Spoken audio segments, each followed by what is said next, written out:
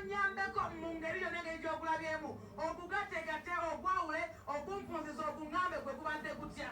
Kakati ku lwange 223 tabulamu bisoomooza naye ate nga mbadde muwanguzi kubanga natandika ekintu ky'okuyimba ennono nga bajjajjange bantumye nti abantu bonna mbabuulira amazima badde kuwangwa n'ennono mu kukuza y'abaana mu nnima mu nsaba gye tusabamu Katonda byonna naye neebaza Katonda nti weetuukidde kati abantu bategeera obuwangwa n'ennono. Kyensinga okumanya nti abantu ebiseera ebisinga oleeta ekintu eky'enjawulo bakivvoola balabanga ekyokusaaga. Buzibu ki bw'osanze mu kubeera nti gwe kibagala okuteekawo eri abantu tebakimanyi naye ng'olina okibategeeza? Kakati bw'obanga nze sisanze buzibu lwaki najja nkimanyi nti sizze kwagalwa nsi yonna nzize kwagalwa abo abategedde byentegeeza.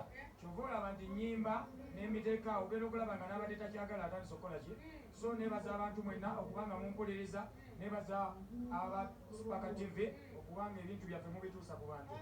Omwaka 2024 gukube mu ttooki mu ngeri ennyango osuubiramu ki era osaba ki omutonzi okubeera nga akutuusizaawo? 2024 nsaba Katonda wange, Katonda wabajjajjange ansobozesa okubanga mu Gwokutaano Culture Festival efaanaganako nga enkuuka kubanga njagala ngenda okukola ebyamagero mu mwaka ogwo gwe nategeka ti mwe nyina okukolera ebyamagero okusitula omulema n'atambula nga muwonyeza mu linnya lya jjajjange bamweyala so si erya Yesu ngenda kulaga abantu nti amaanyi g'obuwangwa n'ennono weegali tebagenda kugula majini tebagenda kutabaaga bye batamanyi basinze bajjajjabwe amaanyi bagalina. Omuntu talowooza nti neera wadda mu busamize mu ngeri ennyangu atamanyi busamize yabuvuma.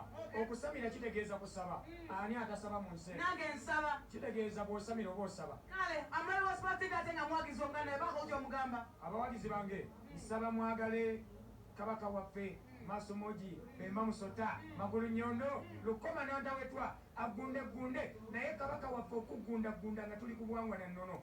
Muleke kwokya bya buwangwa nga muwoza bya sitaani ate ne mujja mu lubirimbo agunde musooke munyweze eby'ennono mwagalize Obuganda mwagale kabaka waffe.